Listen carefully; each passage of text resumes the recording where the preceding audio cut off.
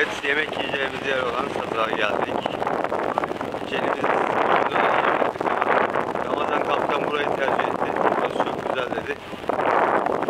Daha sonra Cenimiz köyüne geçeceğiz. Tekne turumuz çok güzel gidiyor. Çok güzel, yine bir doğa harikası yer. Mükemmel.